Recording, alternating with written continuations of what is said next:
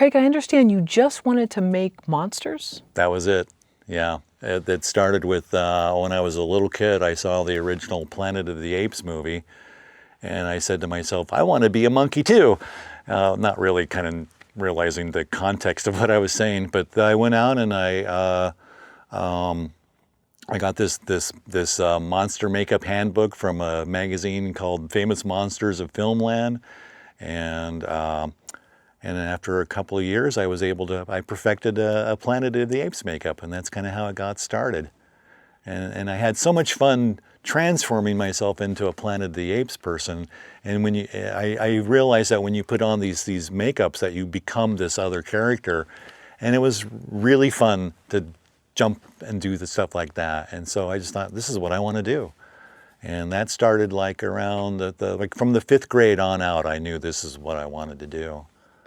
And so you thought you could actually make a career from that, or did you have other aspirations, or your family? Oh no, I just wanted to come down here and make monsters, but my mom thought that that's impossible, and so she asked me to. She said maybe I should get a real job so I can have something to fall back on. And what I was doing at the time, when I was in high school, I was doing this thing it was a community resource training program through high school, and I was up at the local hospital working in the x-ray department for several hours every day. And so I learned the basics of x-ray, and I thought, wow, this is a pretty cool profession. And it to me, it tied in well with monster making because it had physiology and anatomy, and I thought, that's important to know as a monster maker, how things move. And so I went ahead and I went to school to became an x-ray technologist. And then I moved down here, and 2 weeks later I got a job working on a movie called Metal Storm: The Destruction of Jared's Sin. And I didn't have to do x-rays ever again. So, yeah. How is it different to break into the film industry today versus the 80s or 90s? Wow. I wouldn't want to try it now. It seems like it's there's a lot of competition out there. I think this is kind of a weird multi-answer because like a lot of the technology that's available to learn now wasn't available back in the day. We just kind of had to figure it out. And now there's schools that you can go to learn this stuff. That makes it kind of cool. I think it was probably easier for me to break in back in those days because I was very lucky that I came into the business right at what now they're calling the golden age of monsters in the 80s, and there were a lot of things that still needed to be figured out for monsters, and so we were there figuring them out, and we just kind of rode that wave, and I would say there was about 200 or 300 people that we enjoyed a very good living in the 80s and 90s, making rubber monsters, so to speak. But nowadays, there is there are schools that we go to. I know that there are other places where maybe a company such as Legacy Effects. I don't know this to be true, but I imagine they get just literally hundreds and hundreds of people applying for them all the time. I don't think that was the case back in the 80s. I think it was just a handful of people who wanted to come be monster makers and not thousands of them. So I think there's more competition today, but at the same time, what I find out is that my students are very passionate about this and they just want to do it. They will go out and they will get jobs and they will do it. And so that's pretty cool. I think there's a lot about it. A lot of it comes from your personal passion for what your craft is. And if you have that passion, it doesn't matter what else you're going to do in your life. That passion is going to drive you through to succeed in that. At least that's what it has been for me. Plus, doing stuff like this is so much fun. It is like if people pay you to make a toy and then play with it on screen, it doesn't get much better than that, So here, make a puppet and now play with it while we record you. Okay, I'm there. So. What do you see as the positives of competition? I know we always hear the negatives and people give up. What are the positives? I think it forces people to be more creative in the end. I think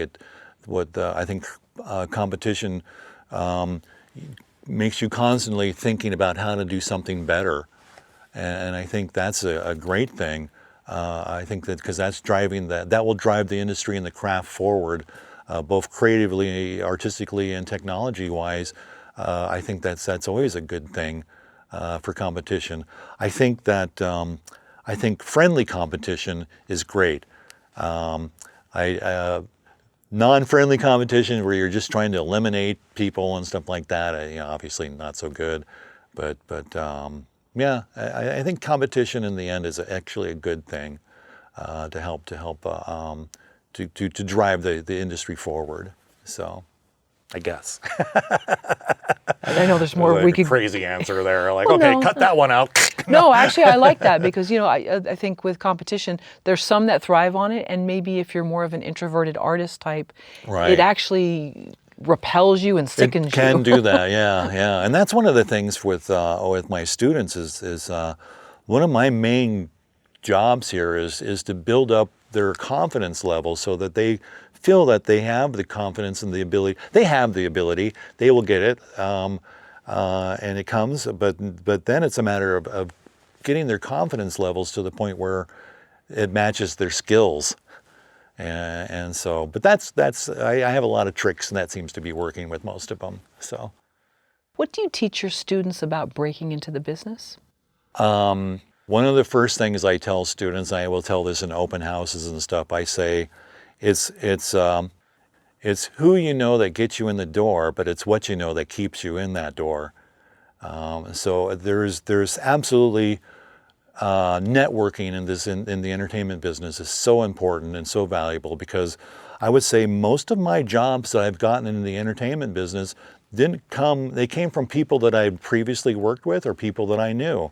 I think like a good case and example is I was working at Digital Domain for James Cameron, a very prominent effects person down at Digital Domain, a guy named Jim Hillen, who was the creator of the original ballroom scene from Beauty and the Beast.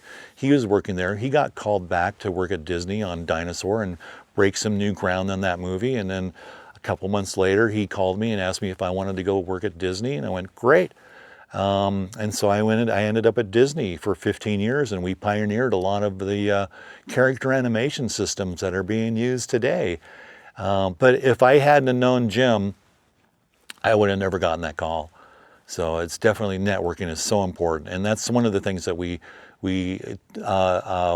focus on here at the New York Film Academy is networking, and we have networking events. And like we were talking about earlier in the class, a lot of my students get jobs working for other students here during classes, and after they graduate, they carry on and they get professional jobs from them. So absolutely, the networking is important, but you need to know how to do it too. And learning from my best advice is if you can learn from people who are current working professionals in the industry, which all of my instructors are, thank goodness.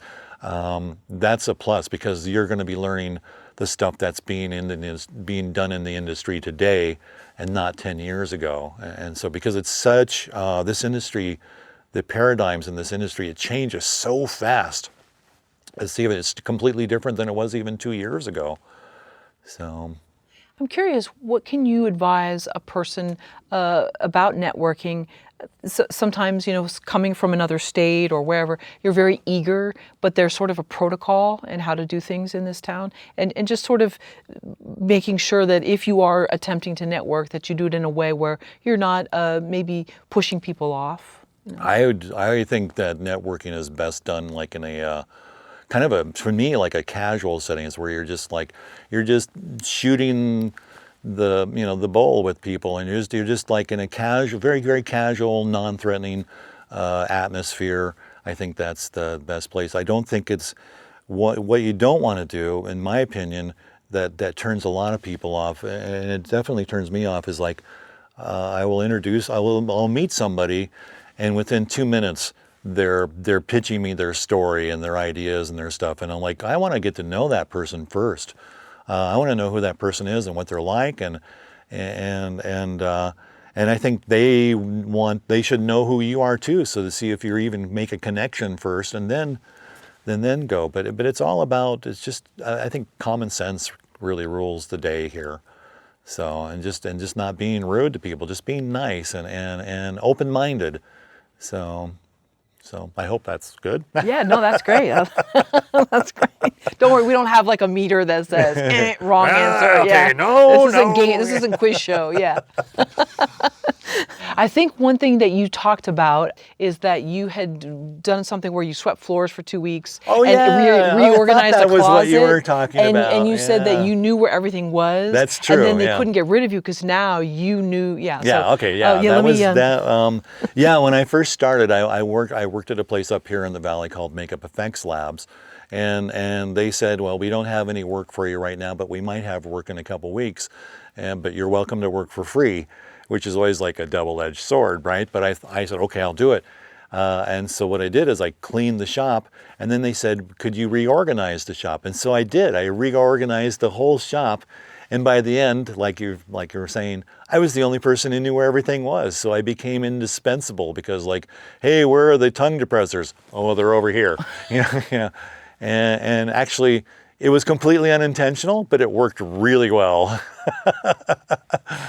And is that something that, I know it's faux pas, especially to intern and not be paid, and I understand why. Oh, sure. But at some point, though, I think because it's so competitive, we need to know, is this someone that is worth bringing in? I know it's a touchy subject on we've covered it before. Yeah. I don't know in this day and age how viable that is to intern for free. Yeah, I don't know. Well, actually, I think it is viable. I think because if you're agreeing to, like, okay, so like I think like a good internship, a good unpaid internship is something that's going to last like maybe 3 or 4 months, 8 weeks of 3 or 4 months.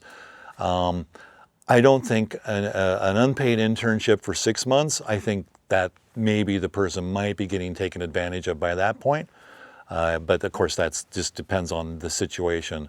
But I think that the shorter internships, and if they're doing them for free, I think it's only going to take a few weeks or 8 weeks or something to determine whether or not that person is capable of doing that job.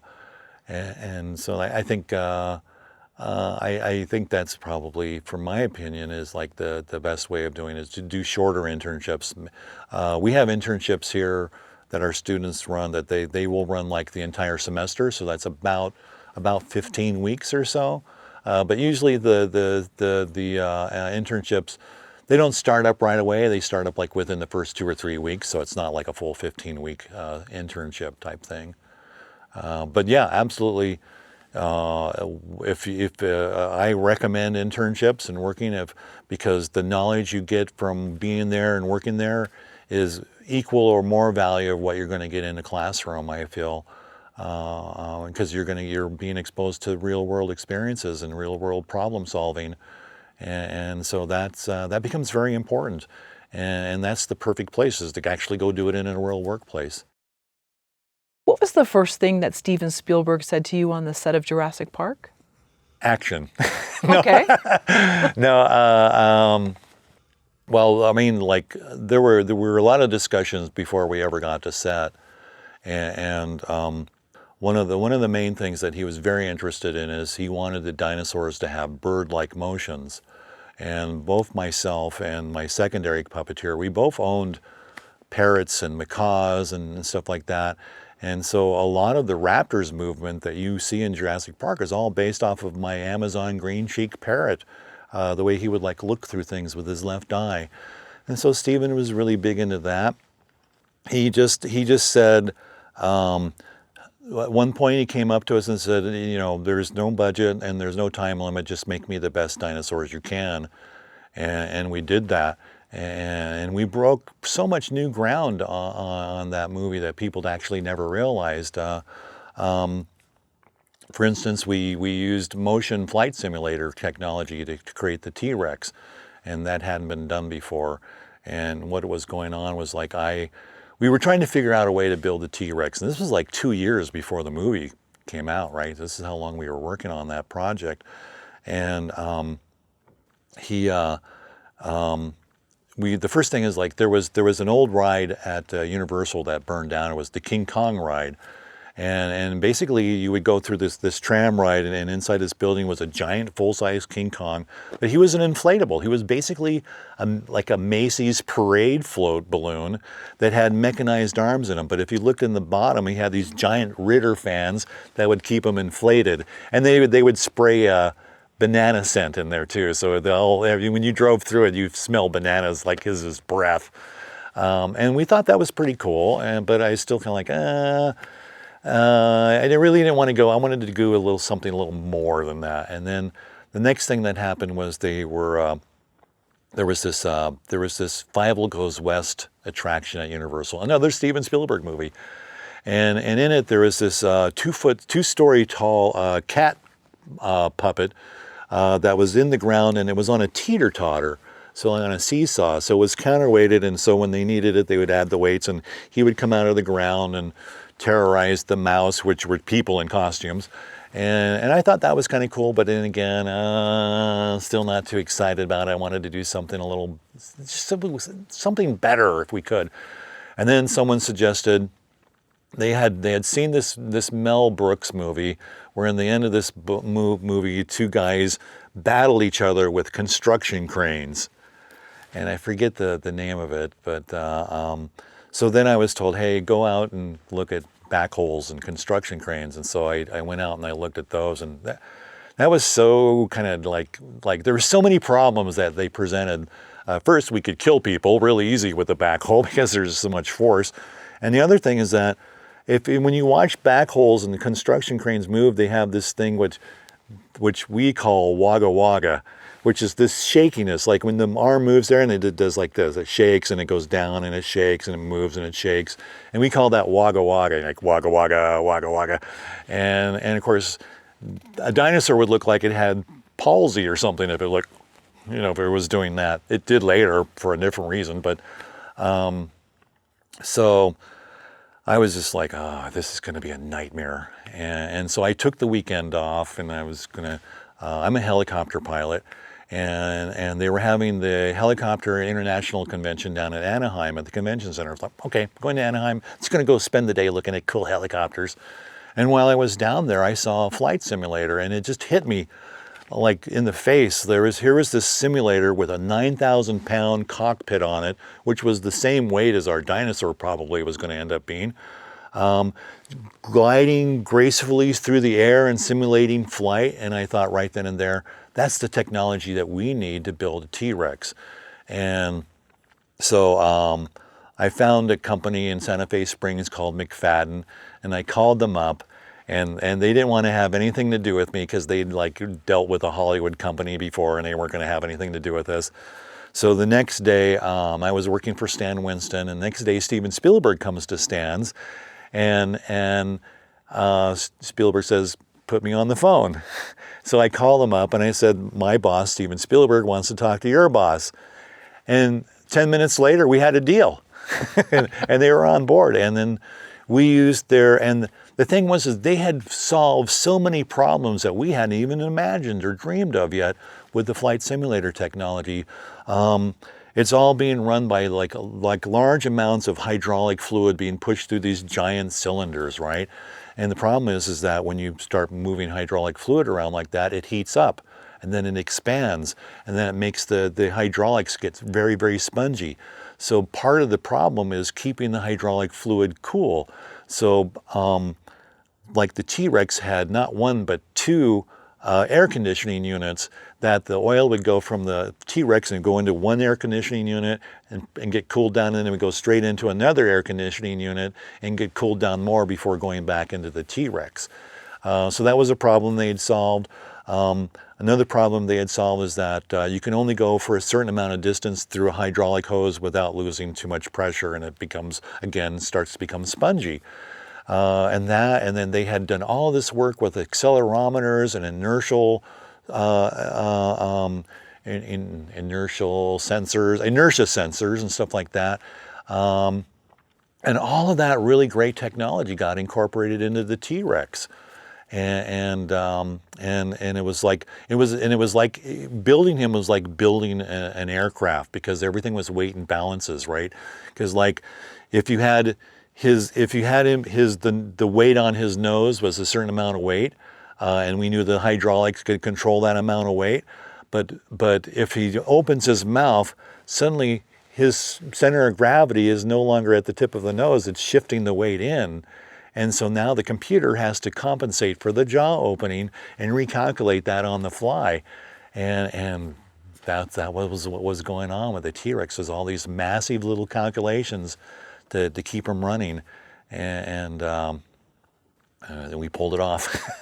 So all of this sort of transpired because you went to this helicopter convention. Yeah. So when you tell your students to have a life outside of absolutely, yeah, like that was, and that was one of the things. Like I wanted to fly helicopters when I was a little kid, but then all of a sudden, all I did for years was eat, breathe, sleep rubber monsters. And then I realized, like in the mid '80s, I like, wow, I can have a great conversation about monsters, but nothing else. and I started to get a little bit burned out. And I thought, I've always wanted to fly helicopters, so I went out and I learned to fly helicopters. And all of a sudden, that helicopter technology becomes useful for what we're doing on a movie. And I know that helicopters came into play on another movie too. There was this movie. What was the movie called? It was about the little flying saucers in the homeless building. It was a Spielberg movie too. But anyway, in order to make those models of those flying saucers, they duplicated the rotor blade system of a helicopter called the swash blades that allows you to rotate yet still change the angle while it rotates. And so they incorporated that into, I wish I could remember the name of the movie, about these cute little flying saucers that help these people in a housing project. And early 80s. Okay. But the cool thing was, like, when I went back and I told Steven Spielberg and Stan about this, they got it like that. They said, yep, that's it. That's the way we should do this. And the clarity was all there. But some of the other things we did on Jurassic Park was kind of groundbreaking too. Like, for instance, I was also in charge of creating all of the insert raptor heads, and I puppeteered the insert raptor. And most of the shots of the raptor are me in a close-up puppet, by the way. If you only see from the neck out, that's me, and with a hand puppet. And I was doing Kermit the Frog's voice. So the raptors in Jurassic Park, hey, we're the raptors and we're coming into the kitchen now. And it was a little less scary. But there were other things that informed us too. Like, I'm a huge fan of the movie Alien. That's kind of one of the movies that got me in the business. When I saw Alien, I said, I'm definitely going to Hollywood now. In the end of Alien, there's this really great shot where Sigourney Weaver, Ripley's character, she's trying to escape the ship. She's got Jonesy the cat, and it's a little cat carrier, and comes around the corner, meets the alien head on. She drops Jonesy the cat on the ground, and she runs away. And there's this wonderful shot from the camera. The camera's inside the cat carrier behind Jonesy, as the alien is looking at it, and as the alien's looking at it, he tilts his head. And when I saw him tilt his head in the movie, I thought, wow, this alien is sentient and he's thinking, he's trying to problem solve. And I thought it was such an interesting move to do that. So, cut to Jurassic Park, and we're at the kitchen window portal, right? And I tell I'm on the head, and there's a guy who opens and closes the mouths, another guy who moves the eyeballs. There's three of us puppeteering this thing, and I tell the other two, hey, let's do the shot from Alien where the alien tilts its head. And they, okay, we'll try it, yeah.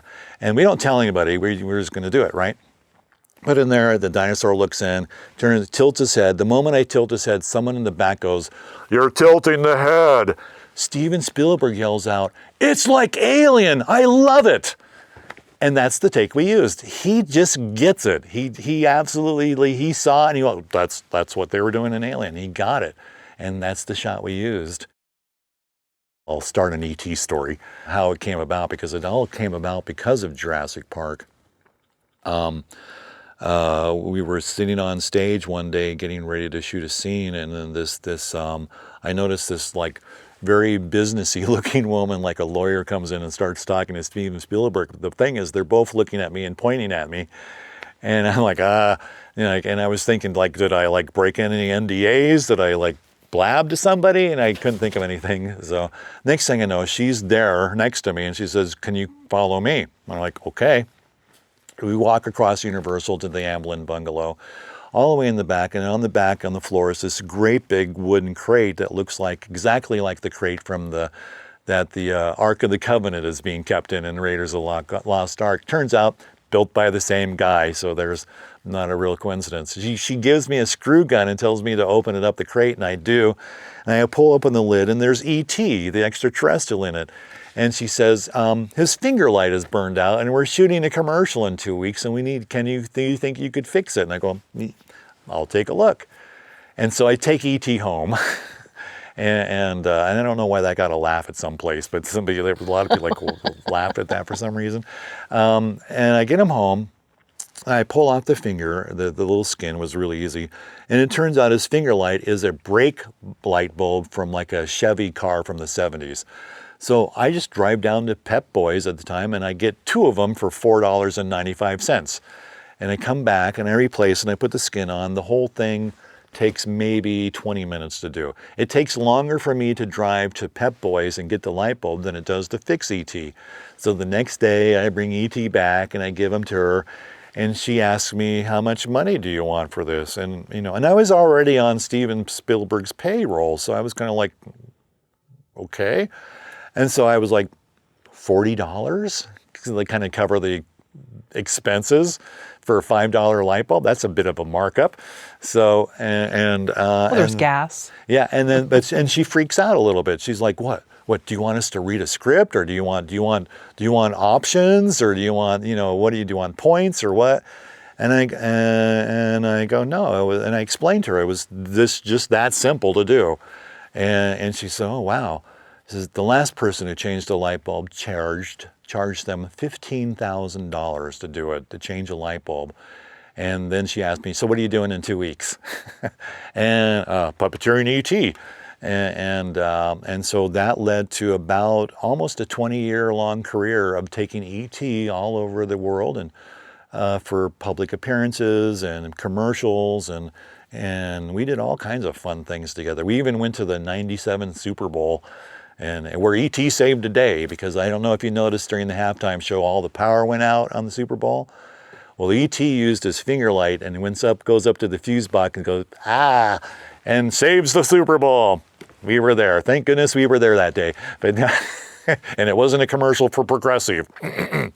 Maybe it was. But that was and one of the cool things about working with E.T. is we were never supposed to talk to him about him as a puppet or a person in a suit. We had 2 suits and 2 puppets and 1 insert arm. We were always told to refer to him as a living, breathing entity. And so I was E.T.'s doctor, and the woman that I encountered, she was E.T.'s mom, and she was like my liaison. And so we kind of kept care of E.T. for all those years, and did all that stuff. And there was this one time where E.T. needed a new paint job, so I took him home, and I was living in this. I had a house in Granada Hills, and it was not a really great garage. It had a really bad garage door, and it had like a $5 lock on it. I really didn't want it to I didn't want people to know that I had like E.T. in my garage, and so one day he needs a new paint job. Now the paint that you use for E.T. is made out of rubber cement, acetone, trichlorofluoroethylene, hexane, a couple other really nasty solvents, and universal paint pigment. And you certainly do not want to breathe this stuff. And it all goes into an airbrush and gets sprayed on, so it's all in the air. So, but we're Hollywood professionals. We know that. We wear our jumpsuits and our masks and our respirators and our goggles, and we're protected. And and I opened up the garage door a little bit so the air can get in and out, but not enough so that people can see into the garage. Okay, so I'm spraying him along, getting him in his new paint job. All of a sudden, there's this big knock on my garage door. Open up! It's the police.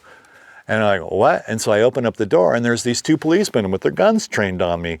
And one policeman goes, "Is that E.T.?" And they go, "Yeah." And so what had happened was all of the fumes from my paint had drifted across the street next door, and my neighbors thought I was operating a crack lab in my garage. So they called the police. And long story short, one of the policemen went home and got his children, and we came back and we took pictures with E.T., and that was that. Did you let the neighbor know so they could trust you? Oh, it was really funny because it turns out, like, if your neighbor accuses you of something like that, the police have to tell you who your accuser is. So they're like telling me and they're like pointing across the street. That guy complained.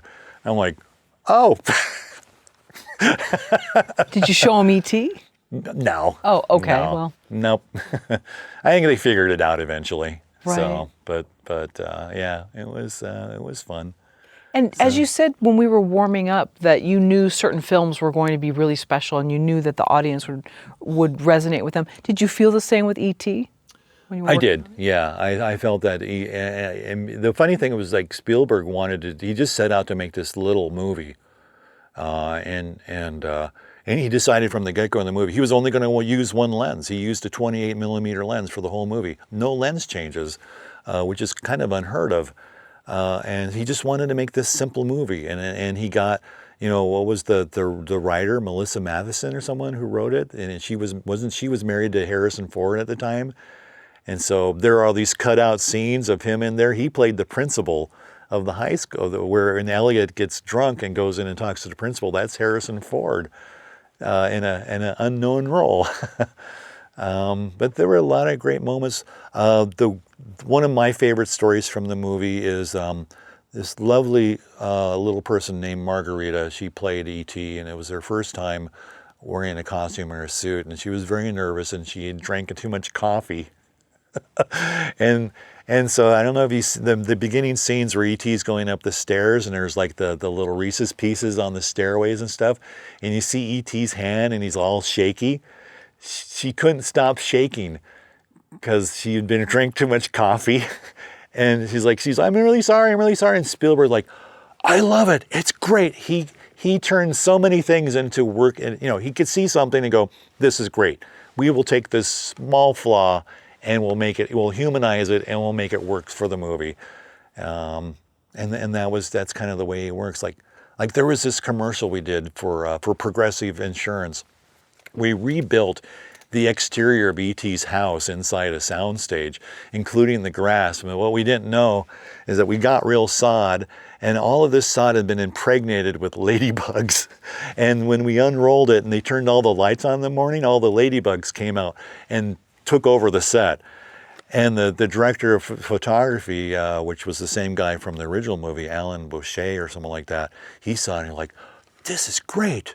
And he starts out, the very first shot starts out with the camera at grass level with all the bugs flying around and E.T. off in the background, barely in focus. And they say, we have bugs, we're going to shoot bugs. And it's a beautiful artistic shot. And that's just, it's really great working with people who have that mindset. You're going to, oh, that's a problem?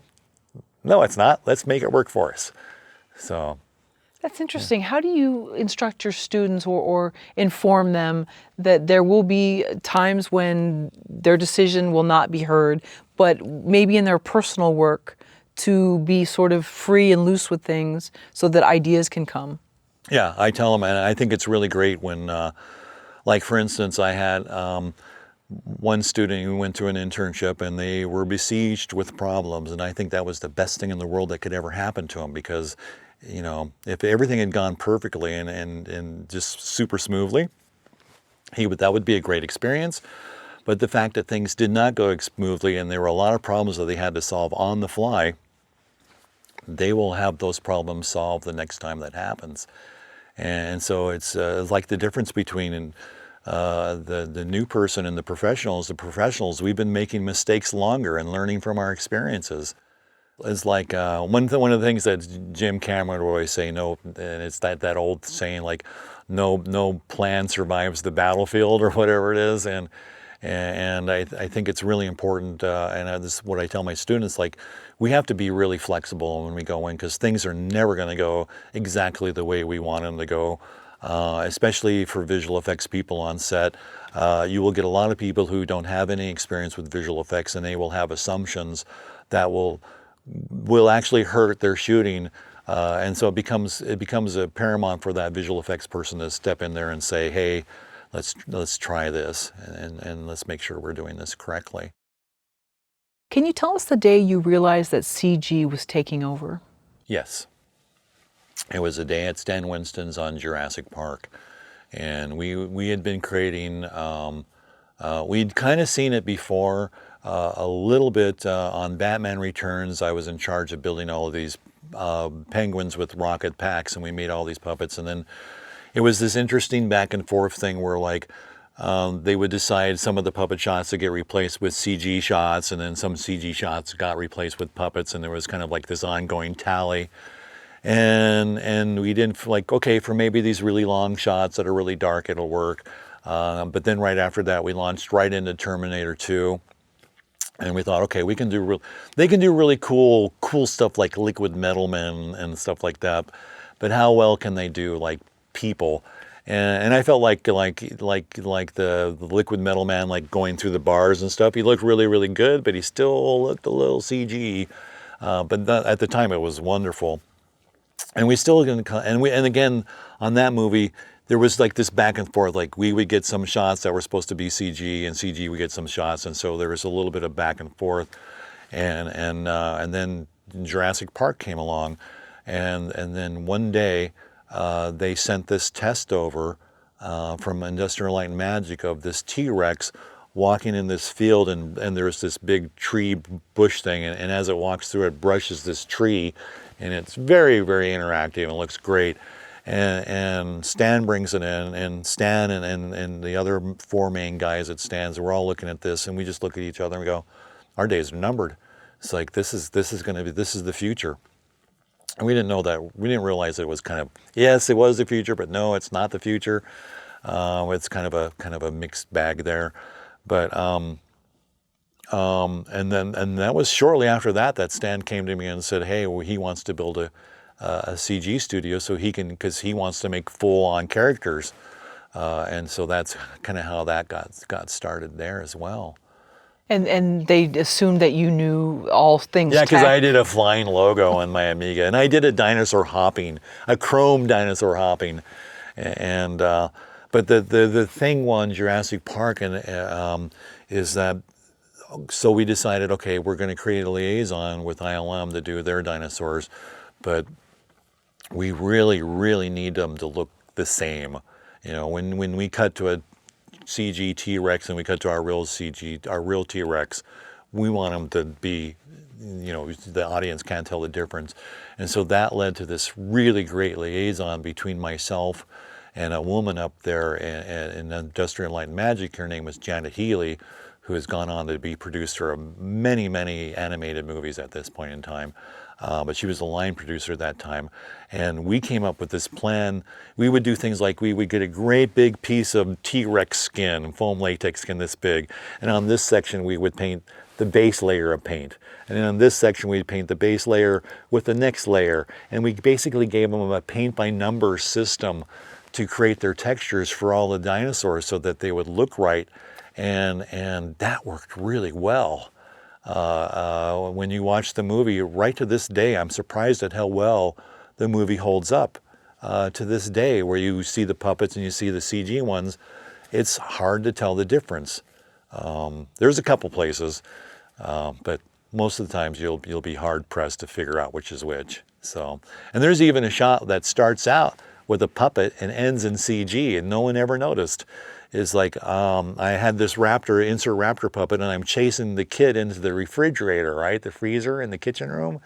And the kid gets out of the deal, and he's trying to slam the refrigerator door on the raptor. The first time the raptor head comes out, it's my puppet. The second time it comes out, it's CG. And we did that just to see if we could do it. And it worked, and no one ever noticed. So that was cool. How did the realization that CG was taking over change your life? Made me jump into CG.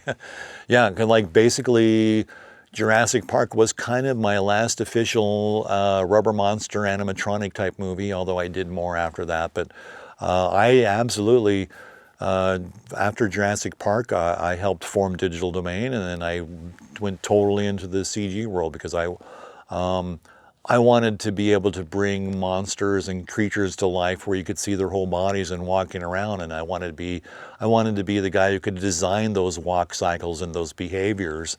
And so that was fun to go off and do that. The interesting thing was that we abused CG. We totally abused CG to the point where we decided we need to reel this back in.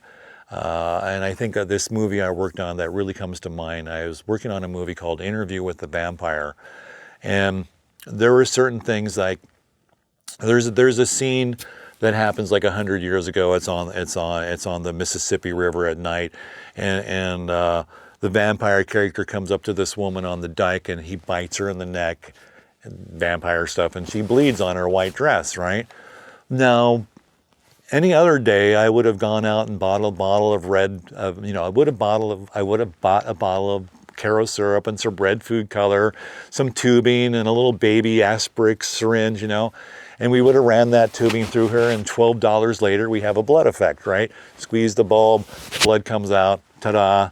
We decided not to do that. We decided to do that blood in CG. So the first thing that we had to do was, it was a Luma crane shot. So it was a 30-foot long camera crane, and we had to come up with a way of tracking that crane. So I built a digital optical encoder system and placed it in all the moving parts of the crane, including the track, so we could record the motion of the crane to get it into CG. So that was like a 10-week project, just creating those encoders and getting that stuff to work.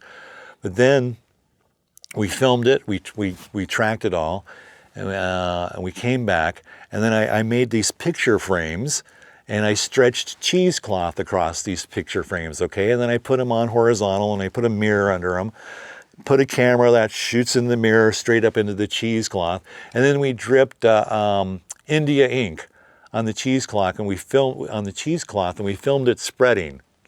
And we did 3 different plates of this India ink spreading.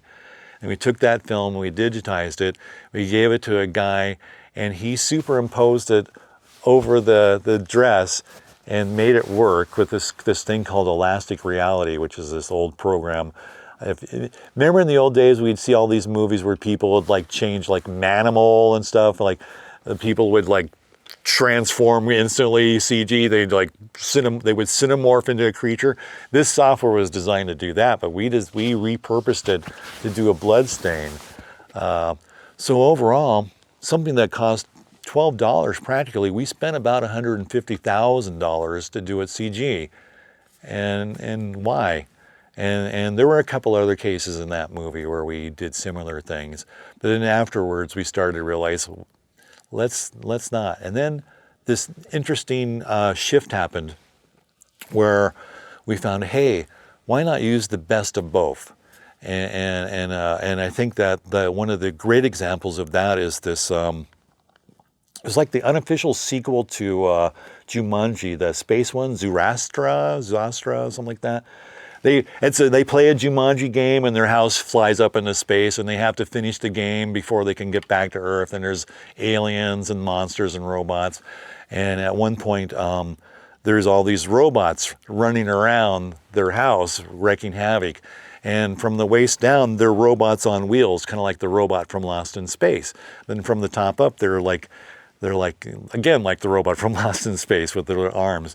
So what they did is they built the robot from the waist up, was practical. So they made it, so that was a pup, that was a guy in a suit, and then from the waist down it was green screen, and they filmed it, and then they replaced the bottom part with the CG part with the rollers and stuff. And I thought that was a brilliant technique to bring both worlds together, because we couldn't have done that as well in practically, and in CG they wouldn't have been able to get that nice interaction with the other cast members and the lights without having that upper part of the torso practical. That's a really great direction where the industry has gone, where it's hybrid both of them to work off of each other and benefit from that way. So. And I get the sense that you just love to problem solve, that spark of an idea. Yeah. What do you teach your students about problem solving? Because some people are problem averse, and then some people thrive on finding some interesting, creative way around it. There's this one of the things I will tell them, like if you hit an obstacle, if you come up on an obstacle, what are the different things that we can do for this obstacle? Can we go around it? Can we go over it? Can we back up? Can we knock it over? What are our options available to solve that problem? And not just think of like the first option, well, I can't get through that obstacle because it's in front of me. How can I get around that obstacle? And maybe just take a step back, and a lot of times, like I will get like so focused on a problem, I'll get absorbed and I can't figure it out. And then I'll go off and do something like go see helicopters, and the answer will come to you right out of the blue. And so I tell my students to take breaks. A lot of young people, they get in front of a computer and they will sit there for 5 hours, and we can't have that. That's not healthy. I make my students get up and take breaks. I make them like get up and look away from the computer and look across the room, do eye exercises. And all this is because of my personal journey, is I had pretty good eyesight until I started using the computer. And now my focus is at a computer monitor. Everything in front of it is blurry, and everything beyond that is blurry. So out of my personal journey, I'm telling them, don't let this happen to you, and have a life. And it's important to it's important to like say, we all look at life as this journey, right? And we go and you have to work hard on your journey. Like they say, like, okay, you go to the first grade, and if you work really hard, your journey will end and you'll go to the second grade. And if you work really hard, now your journey takes you to the third grade. And we're kind of conditioned to do that stuff. But what we are not conditioned to do is to stop and play and sing and dance and enjoy those moments. And it's not about that journey. It's kind of like if you look at the universe doesn't work. The universe, if you think about it, it's kind of more musical in a sense. The universe, like you don't, like in a musical sense, the universe doesn't have to be a class at 9:30 in the morning, right? It just is. And I look at the universe more of as a musical sense, because you don't work the piano and you don't work a dance. You dance a dance and you play the piano. And the object, if it were a journey, the object of playing the piano would be to get to that last note. And it's not to get to the last note, and it's not to get to that last dance step. It's to dance the dance and enjoy that moment and be in that moment. And that's what our students, I need to impress that on students, like, okay, do your journey, but don't forget to stop and celebrate your life and journey and sing and dance and do that, because that's really what it's about. And then go on your next journey. So I know I got off on a tangent there. No, I love it. I love it because it ties back into competition. And we talked about how the film industry, especially now, is very competitive. But it sounds like to give something space is important, not only for your mental health, but also for your creative health. Absolutely. Yeah. You need to be able to back up and look at it from different angles. And like I was just complimenting a student the other day, and I was telling him, and I was using this metaphor for him. A lot of students, they will look at something and they will go, oh, okay, what is this? But this one student, he will look at this and he go, huh. And then he'll go, huh. And he will look at it from every side. And so this is the student, I gave him a special project. I said, hey, can you go explore this software for me and let me know what you come up with? I was like, yeah, I'll do that, but I don't know why you want me to do it. And I said, because you look at things from a different angle. And he's going to ask questions that nobody else is going to ask when he looks at that software, and he's going to come back with answers that nobody thought of to ask. And a lot of those questions could be stuff that could stop the software from actually working the way we want it to do it. So, and he will find that out. So there's it's fun to work with people like that. So, and it's great if you can surround yourself with people, if you can work with people that are better than you, you will always be able to learn from them. And that's a good thing too. So. If you are writing a story, you may be interested in our new book, the sponsor of today's video. After months of working on a story, have you ever said to yourself, I don't know what my main character wants. Why are my side characters more interesting than my main character? 17 Steps is a workbook-style tool with specific questions to help you dive deep into your main character and story. We've linked up to 17 steps below. Now, back to the video. How is filmmaking better today than it was 20 or 30 years ago? Oh, wow. Well, the thing is, we don't need lights anymore. Like 20 years ago, we had to have all these lights, and now we can shoot with practically no lights at all, which I think is amazing. And I think that the fact that everything is in digital now, we've moved from film. We're no longer doing these, internegatives and transferring film to digital and stuff like that. And I think that digital has come up with a very, very high quality that finally begins to match the film quality. And I think there are better tools out there. There's a lot better tools out there. Like, for instance, like just for green screens alone, like for instance, like Laurel Canyon Stages has a really nice green screen out there, but it's all, you control it from your phone, and it can be any color you want. Do you want it to be green? It's green. Do you want it to be red? It's red. Do you want it to be blue? And you can literally dial it in, and you couldn't do that 20 years ago. You want a green screen? Okay, we'll bring in this girl. She's going to charge $2,000, and she's going to paint the green screen over the weekend. Oh, now you need it white. Okay, bring in the girl, $2,000, and over the weekend she'll paint it again. And it used to be, now you just go click. Now we have another screen. And the other thing that I thought was really cool was this focus stuff. A couple years ago, I was working on an ABC show called Meet the Fosters. I guess that was quite a few years ago now. It's like 10 years ago. And we were on the set over here at, I think at Warner Brothers. And I was so used to the days where the first AD would grab his tape measure and roll it out to the subject, and they go, it's 10 feet, and they go back and set their focus wheel. And now they have this infrared laser system that the focus puller, he just looks at this little monitor, and he's got these two little lines. And wherever those lines meet is the distance, right? So like if I'm like shooting your face, I make these two lines meet on the middle of your face, and I know that that's the exact distance and I know it's focused on your face. And of course, those two little red lines don't show up because they're infrared. But imagine, like nowadays, the first AD, the focus puller guy, he can sit there and watch it, and he just sits there and does it organically and dials it in. Whereas in the old days, it would be like he would hit marks, right? Or part one, and like focus on that, and then as they dolly back, now the guy focus puller, he is just changing it, but he's not really aware of what's going on. He's doing it because they've rehearsed it, and it's organic and it's manual, but it's not interactive. And now it's interactive. So I think that's pretty amazing.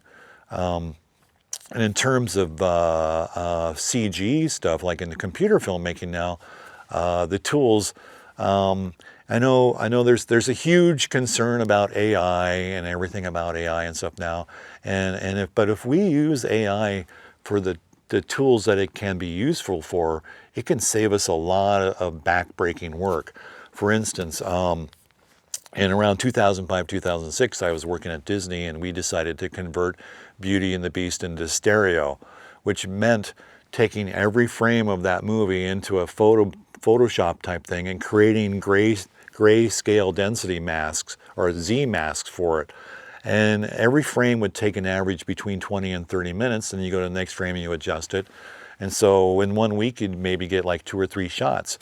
Now there's software, I can put that in there, and it extracts that for me immediately, like within 2 seconds. And so now instead of 30 minutes to do 1 frame, I can do a whole shot in 2 seconds. And in most cases, it will be better than what I was doing by hand. And so how does this work for our favor? We can be more creative now. Instead of spending 80% of our time doing the technical stuff and 20% of our time doing the creative stuff on it, now we can do something very quick. We can look at it, and then we can put out a new iteration of it. And so like in one day, we can do like maybe 5 or 6 iterations of this shot Whereas before we could get one iteration in a week and we just kind of had to live with that. But now we go, hey, you know, I don't like this edge. Maybe we can fix that edge. And like, okay, 2 seconds later, that edge is fixed. Hey, how about this? The potential for releasing our creative spirits is much higher now than it ever has been before. But that doesn't mean that we don't know. We need to still know how to use those tools to make those changes. So it's still important to have a really good sound foundation on what you can do manually with an image so that you understand how it's being done with AI down the road and how you can use that to your advantage. So. And then on the flip side, how is filmmaking worse than 20 or 30 years ago? I feel that, I mean, just personally for me, I found it very sad that the industry has left the Los Angeles area. And I mean, that's just a personal thing. I don't know that doesn't necessarily make filmmaking worse.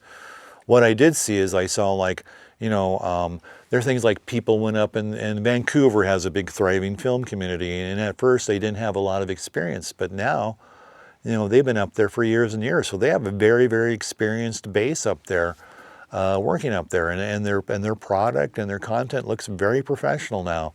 And the same with all the other places. And so there's definitely a different attitude on set nowadays than there was back in the 80s. It's more, I feel like it's more serious now, and they take themselves a little too seriously. Whereas like, you know, back in the days when we were filming movies like Ghostbusters or Tremors or even Jurassic Park, we were having fun making those movies. And a lot of times I'll go to a movie set and I don't see people having fun anymore. I see them like very serious about their craft. And sometimes I feel like that seriousness, okay, if you're making a very serious movie, sure, and that bleeds through. But if you're making a comedy and everybody's super serious, how is that going to land? So it's an interesting question.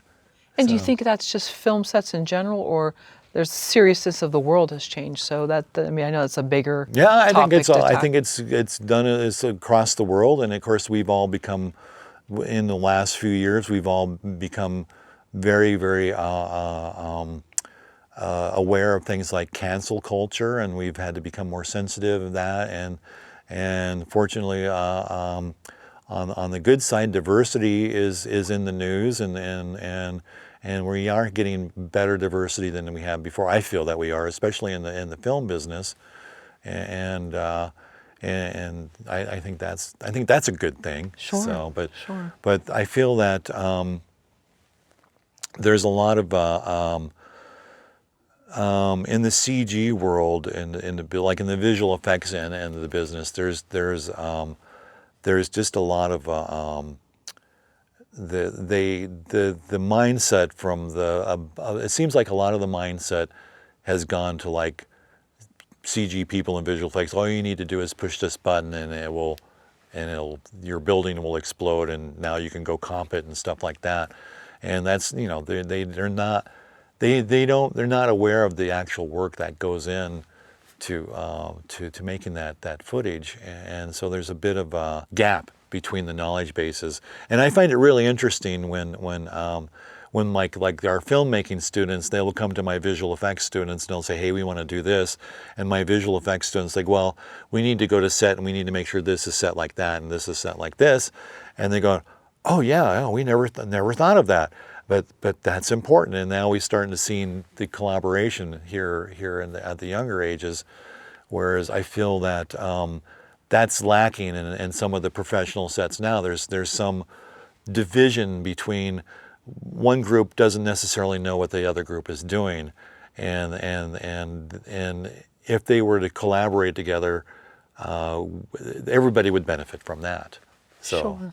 So, is there a way we can become lighter on set, or it really depends on who's at the helm? Because, you know, certain sets. There is, yeah. I mean, there is at the helm. I mean, obviously, being on a James Cameron set is different than being on a Ron Howard set. But I feel that They're both of them are kind of opposite ends of the spectrum. But the thing is that like for instance, when you go to work for James Cameron, you know he's made his movie in his head. You know it's this visual masterpiece, and when James Cameron explains something to you, he leaves no doubt in your mind. Like if he says, okay, I need a Terminator robot. He needs to be 6'2". He needs to look like Arnold on this side, and he needs to have these chrome here. He explains, and he even gives you drawings, and then there is no mystery left for you.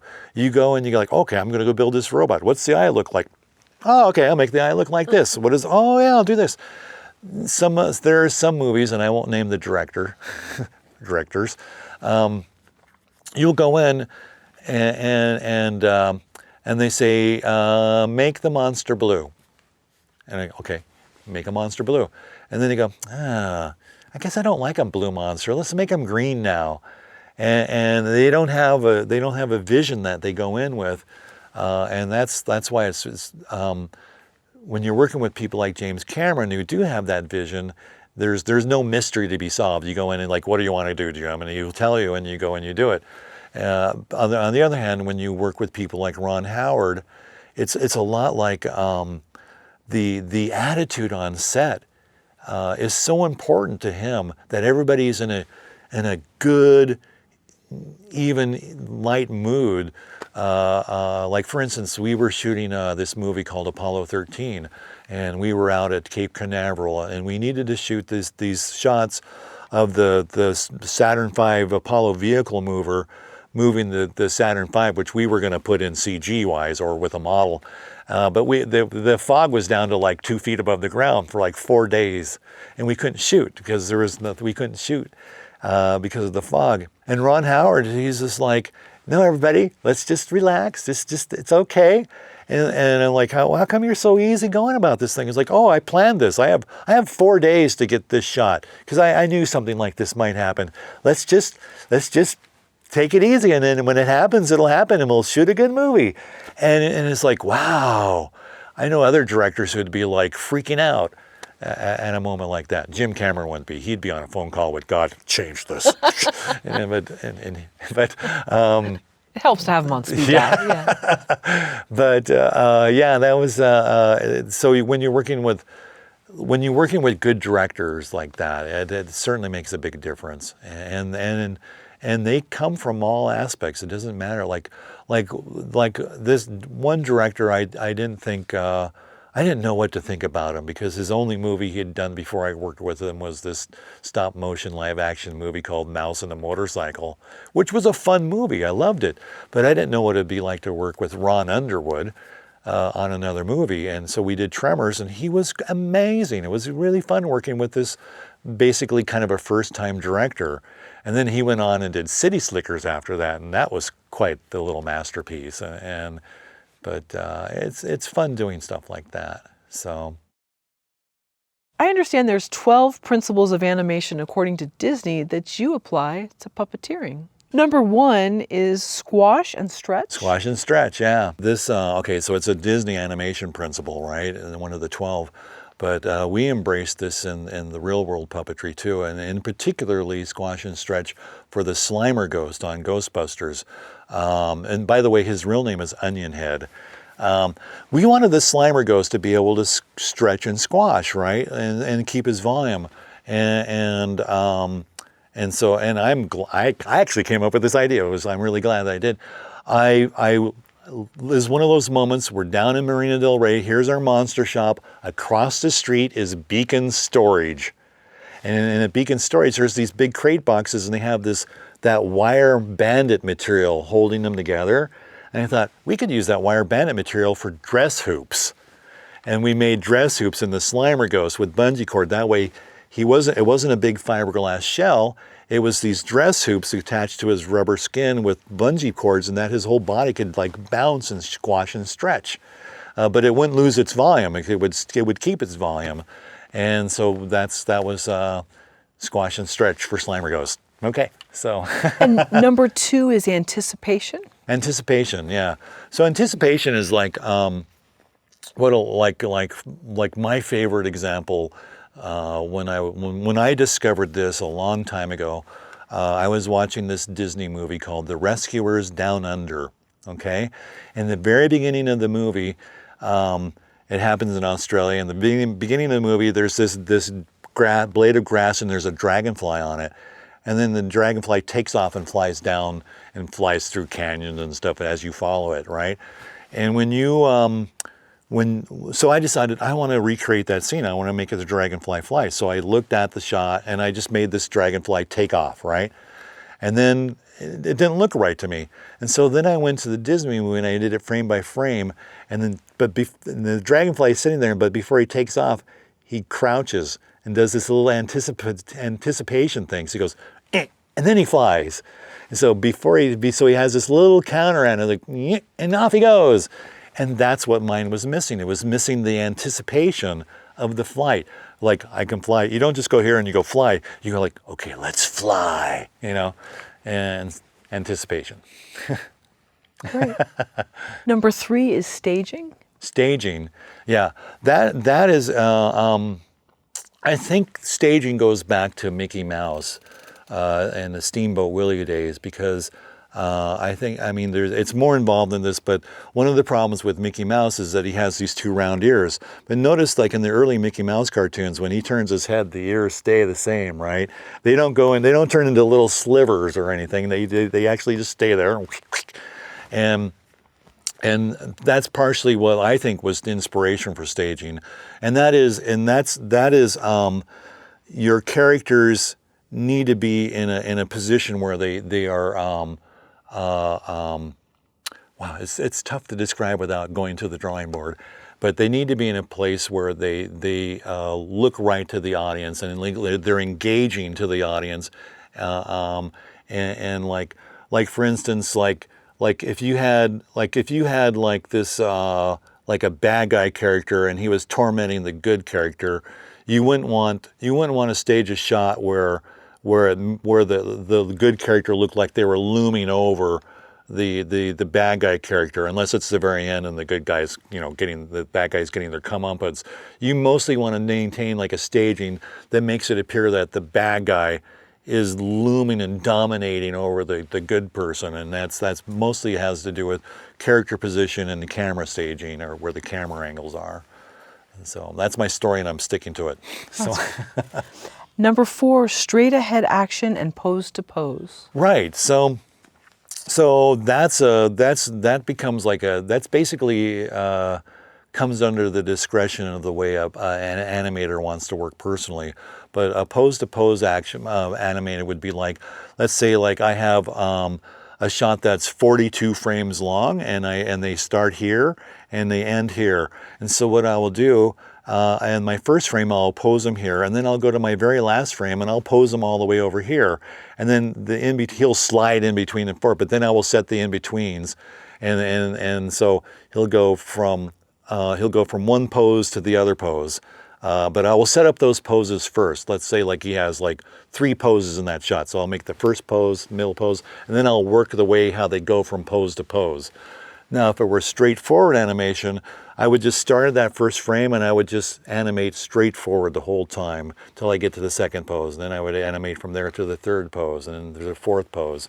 And I would never see the whole thing overall. I would just work straightforward. And I am a person who likes to work pose to pose. I like to have my beginning and my end camera movement, and then I like to frame my action for my characters within that. And then if my camera can't accomplish that movement, then I will go back and readjust the camera. And it kind of becomes this dance. Like you set up your camera and your base action, then the animators, they go and they animate it, and then their animation may fall outside the camera for some reason. So then the camera comes back and we reanimate the camera. And we just do this dance back and forth until we get this happy place that works for everybody and that looks good for everybody. So. Number 5, follow through and overlapping action. Follow through and overlapping action. So, like the classic example of follow through and overlapping action. Imagine like if you're walking, and And like, so if you were just to walk and your arms are moving like this, right? But in reality, there's a little bit of like, when our hands come down, our hands kind of like do this, right? The hand kind of like follows our arms a little bit. I'm exaggerating here, but that's follow through and overlapping. So it's like, as my arm is coming through, this hand is being dragged by gravity. So instead of going like this, I'm doing whoosh. And so it's these two independent actions that are overlapping each other, but also following through with each other. Does that make sense? It does, yeah. I'm trying to picture sort of a puppet walking, and I guess you could do it where it would be more robotic, but that wouldn't look as real. So then if it's overlapping, it's almost like a flying Maybe this will help. bird-like. The Muppet technique for puppeteering, okay? Okay. So typically when an animal or character turns their head, there's a lot of things that happen, but there's usually we're not a robot when we turn our head, unless we're Michael Myers from the Halloween movies. Usually, like, we don't go. A lot of the times we have, which is you're going to get to in a minute, you're going to have arc of motion that's going to come up, and so instead of like going like that, I might dip my head down, or I might do a little dip before I see, or I might even go over. Most people and animals, they will dip down a little bit to come over and like into another view. Muppets do head pops. So when a Muppet turns, here comes your Muppet. Hey everybody, and now he's going to turn. He doesn't go like that. He goes like this. The Muppet turn. And that becomes... So then that would be follow through and overlapping action? Yeah. Okay, Yeah, and that's the Muppet sort of the... Yeah, so the Muppet, like and their overlapping action for turning, instead of turning, it's this head pop. And then also an overlapping action for Muppets is Muppets have to breathe. So before Muppet talks, he has to take a breath. So it's like, so, hey everybody, it's me. Okay. So they constantly have to put breathing into the Muppets, and that's basically an overlapping action from the rest of their puppeteering, is the breathing part. So. And so then is that leading into the ease in and ease out? Sorta. Ease in and ease out is basically, we don't like if we're moving our arms, they just before it gets to the end, your arm slows down a little bit, and then it comes to a stop, and then it doesn't just shoot into that thing. It slowly goes and it gets into its full arc of motion, and then it slows out again, and so or eases out, right? So if you just do something like it's going to be very mechanic. But if you slow into it, then fasten and slow out, it becomes more organic and more natural. So it's like instead of it's like woof. I don't know if that's going to help you or not. Yeah, no, it does, unless it was a martial arts scene or something. Then maybe you would want that. Did you know when they filmed the Green Hornet television show in the 60s with and Kato was played by Bruce Lee? They had to tell Bruce Lee to slow down his moves because the cameras were not fast enough back then to catch the moves. They were just blurs. Wow. The 1960s Green Hornet television show. Wow. With Bruce Lee.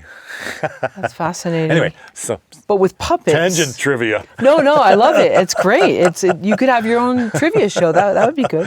Number 7 is arc, which you commented on. Yeah. Mm-hmm. So it's better for things to work in it. Most things, like, because things are attached or hinged to a body or something like that, they're like, it's better, like they follow this arc, right? So it's this arc. And even like if I'm throwing something, even that, I don't normally throw something straight. I'm going to put a little bit of an arc of motion in there. And that becomes really important because if you're just moving things straight, it's going to look very robotic and inorganic. And so you need to have that arc of motion in there. And for me, when it was puppeteering, it was very important in terms of like for head turns. I would never, like, unless it was a Terminator robot, I would never just like do this. I would always like dip down and look up again.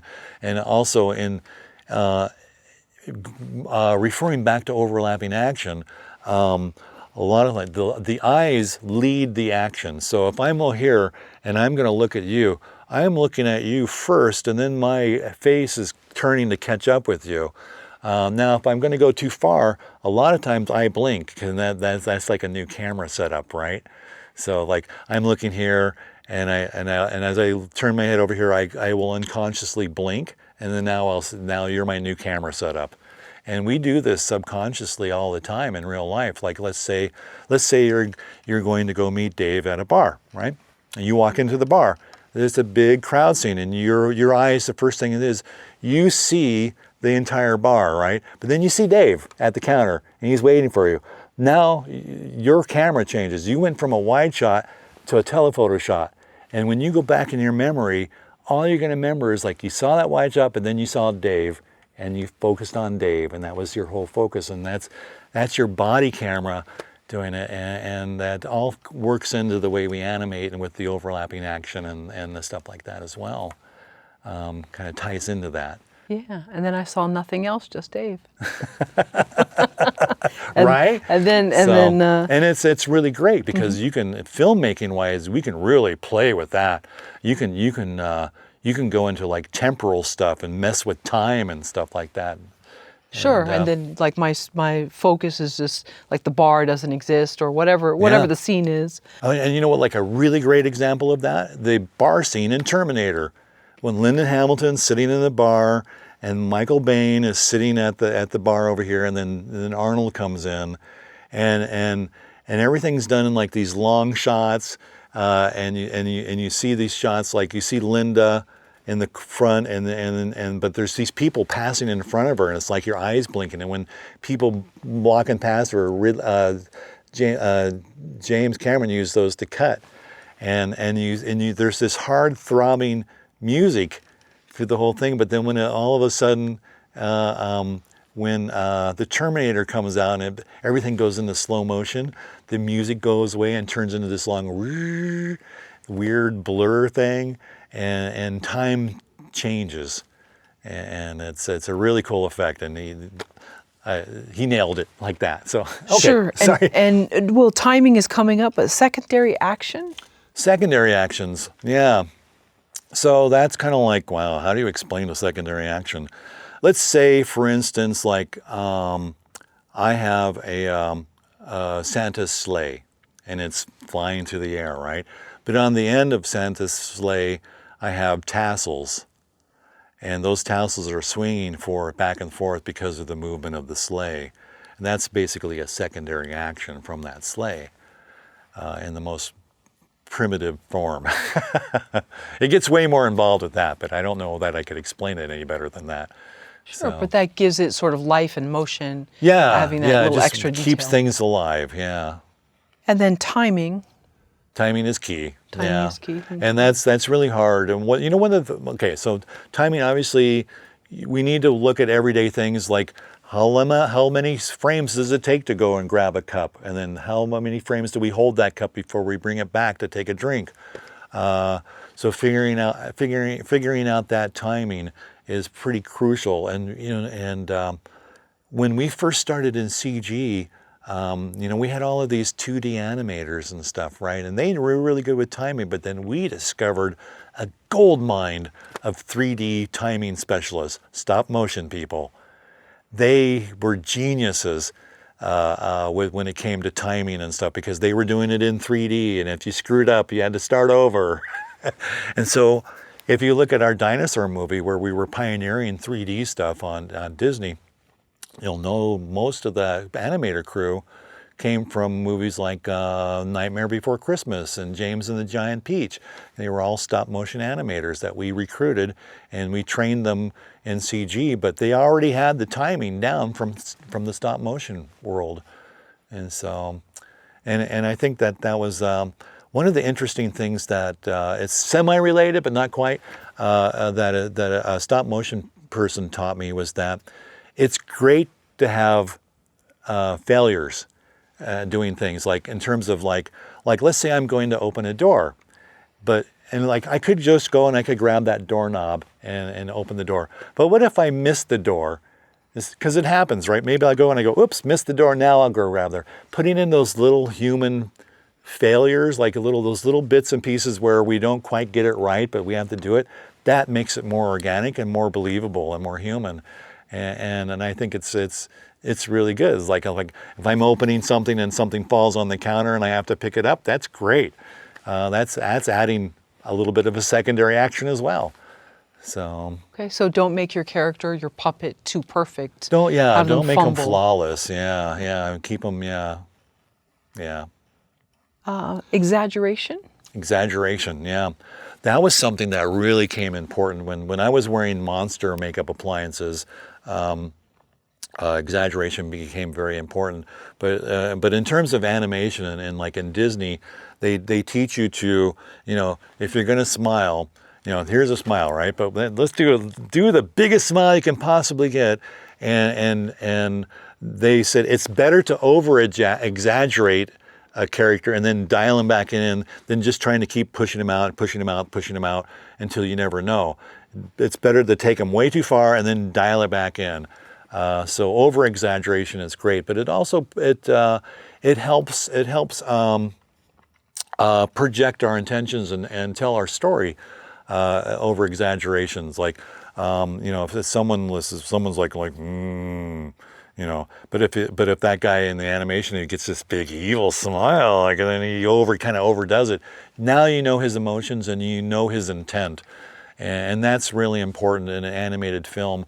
At Disney, they say you should be able to take any single frame of that film and see what the emotion is in that film. And they do that kind of as a test. They will go in and they will spot check. It says, do I have emotion in this shot? What is this emotion? What is it saying? And if it's not projecting the right emotion, they will go and they'll rework it so that it is. So that's kind of fun that way. So. Solid drawing. Solid drawing, yeah. That would be that's just good. That's good drawing technique and drawings that you might like. It's hard to go in, like there's things called line weights and stuff like that. Like if you're looking at a line like this. Like let's say this is a person's body profile and this is their chest and it goes down to their stomach like that. And you'll notice that like the line is thinner up here and it's thicker down here. And because what they're doing is they're trying to suggest shadow under the stomach with that line thickness. And so solid drawing comes into like being able to command that stuff and being able to create a good looking character, although that's going to go into the 12 principles, so I shouldn't really go there. It's just solid drawing that shows the intent of your characters. Like for instance, if you're showing a character, like there's another Mickey Mouse problem in Steamboat Willie. Like if his arms crossed over, basically he had a short arm because it was just black on black. So he kind of had like this little arm that stuck out of his body and he had an arm here. So they always had to keep all the arms at the side, kind of like the head ears always had to be stayed. So they always had to stick to a certain amount of rules for the solid drawing in order to make it look. And a lot of that was like crossing over the body like that became like you had to come up with better ways. And that also falls into staging. Is to, should you cross your body? Should you keep your body like that? So that the intent is clear to the audience. So. And then last but not least, appeal. That's an interesting one because a lot of people have a very wrong conception of that they think the appeal of a drawing the appeal should be like it should be beautiful. It should be a beautiful princess and she should be beautiful and it should be very appealing. But a bad guy can be just as appealing. And so you want that bad guy to look great. You want to not like this guy. You want him to be drawn so well that he appeals to you in a bad way, like Ursula from Little Mermaid. My gosh, she comes off like the nice grandma, but in the end, she's this evil witch person, and she really has these bad intentions and stuff, and you see it, and it's the evilness of her drawing. It appeals to you, and they did some really clever things with her, by the way. When you first see. They play with shapes at Disney a lot, okay? And a lot of movies play with shapes, okay? So, for instance, round shapes are organic and soft and warm and inviting, and square shapes are are industrial and not organic, and triangle shapes can be anywhere from nature to jagged teeth and stuff like that. So the people use shapeology to help describe their characters. So for instance, when you first see Ursula in The Little Mermaid, all of her tentacles are all wrapped in, so she's all very rounded and stuff, and all of her eyes and everything is very rounded face. But when she goes evil, watch what happens. All of her tentacles come out. There are all these spikes. You see spikes on her eyebrows. You see spikes on her elbows. All of a sudden, she's this spiky person. And that's because we know that, and we associate that with spike. We associate that with danger. And so it's this very clear transformation from, it's like she goes from being Big Hero 6, nice, round, and cuddly, to this evil, scary octopus thing with these sharp tentacles and stuff, and that happens, and that's the appeal of drawing. And a bad guy can have just as much appeal as a good person, but it can go even further. Like if you can create a wonderful environment that has a lot of appeal. Like for instance, I love looking at the backgrounds for How to Train Your Dragon movies, and even more recently, that Wild Robot movie. I could look at the backgrounds of that for hours. It's just beautiful to look at, but because it's so appealing. So, and that's the appeal. So, like in Coraline, the other mother, and you clearly know when she sort of turns. Yeah, and she's a little spiky. Yeah, yeah. Mm-hmm. Yeah. But still, there's like this sort of beautiful facade, but then There's eyes still an change. appeal to it, yeah. Yeah, the eyes get very And strange. even though it's not beautiful, but still it's a scary, cool appeal. Right, Yeah. right, because you want to know what's behind it, Yeah. Right. Why do audiences like puppets, but we're often scared of dolls or clowns? That's a good question. But I wanted to touch one more Yeah, thing sure. on the principles. Oh yeah, please, okay. A lot of Disney animators have come up with a 13th principle. Oh, okay. And that is called settling. And what that is that it's kind of like if when you stop, you kind of overshoot something for a little bit, then you come back in. So like if I'm walking, I'll walk here, and then all of a sudden I'll stop, but I'll go into it, and then I'll come back a little bit. You just you overshoot a little bit. They're calling it settling, and I think that it actually is incorporating several of the other of the 12 principles, but they're kind of calling it right now, it's being kind of referred as the 13th principle, which is settling. Settling, interesting. So it's sort of a combination, like ease in, ease out, timing, exaggeration. It's kind of like the reverse of exaggeration, exactly. So, the reverse of anticipation. So like if I'm going to get out of this chair, I'll crouch down and I'll get up. But when I come to sit in this chair, I'll go down, and then for a little bit I'll be down, and I'll come back into this position. And I might overshoot this position back and then come back. So I might go like, there, I settled. And so that's one of the things that they're toying around with as well. So it's the 13th, but it's not official. Not official. Oh, well, yeah. Okay, but that's nice. I like yeah, that. it's kind of cool. That is Yeah. cool. Why do audiences like puppets, but we're fearful of dolls or clowns in films? That's a really good question. I think that I think just people can be creeped out. I don't know what the psychology is behind clowns scaring people. And they don't scare me, but I can definitely see how they could, especially after seeing the first Poltergeist movie with the clown doll. It's a clown and it's a doll, and it's scary.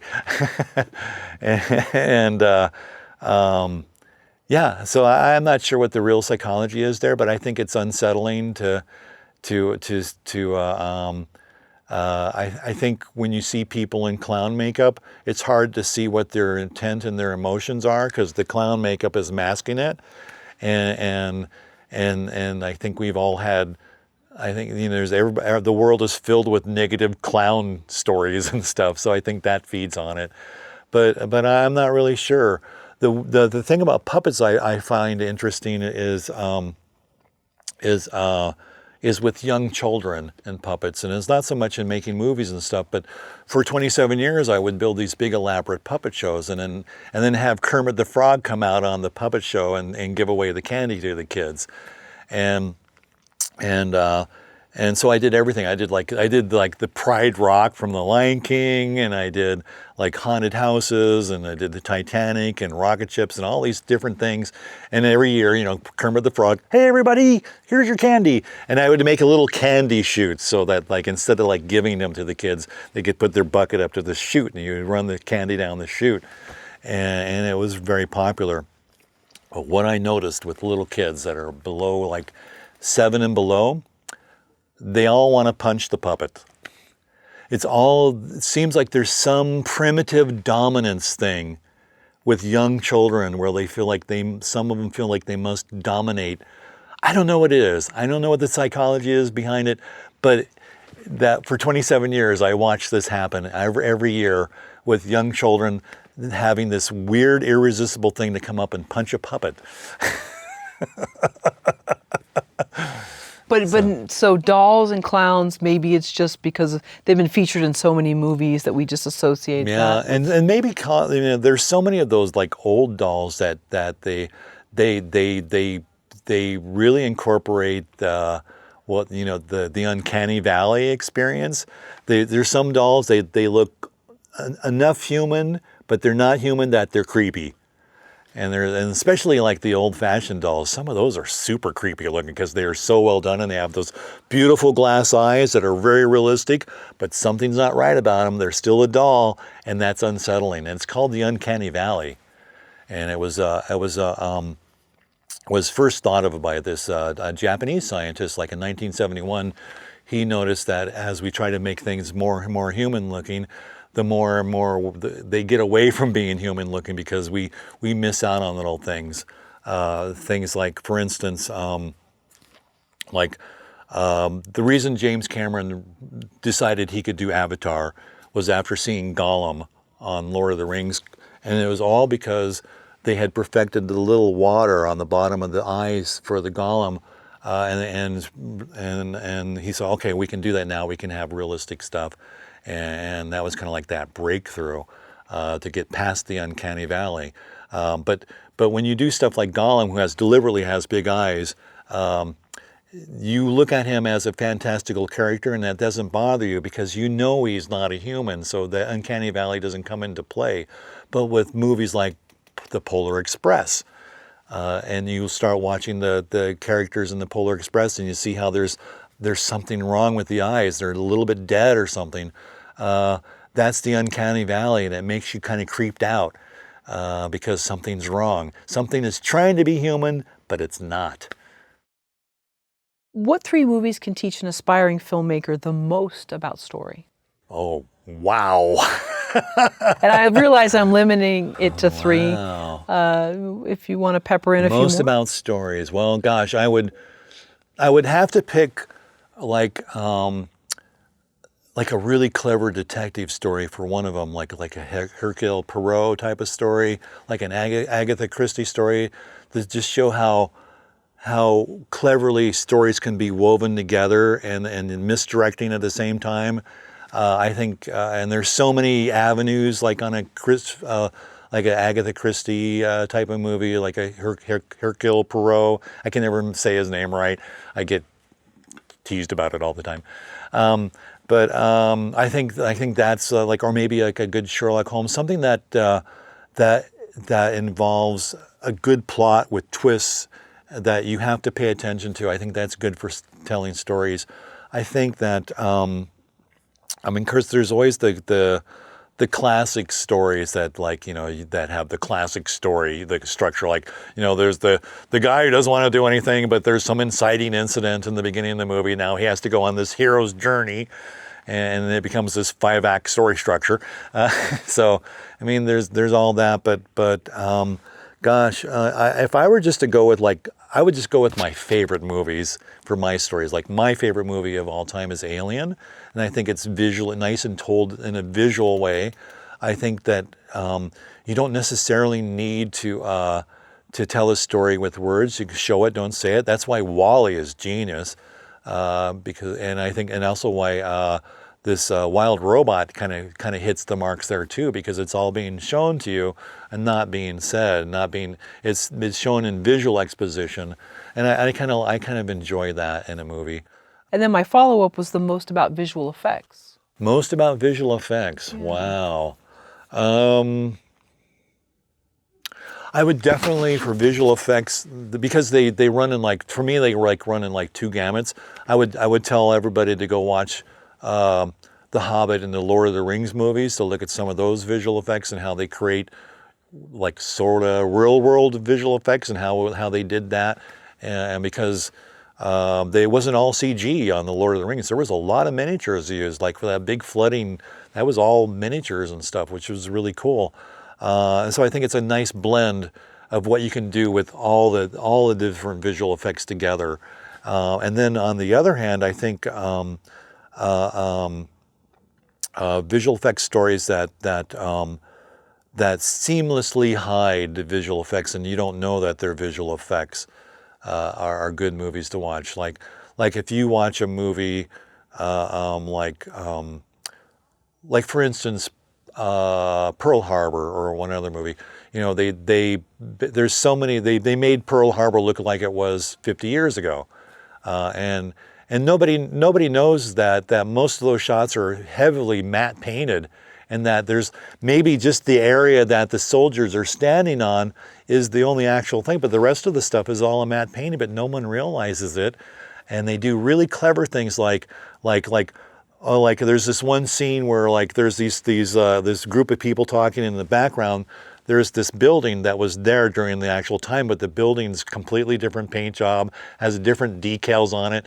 So they filmed the building, then they just gave it a new texture and a new decal on it.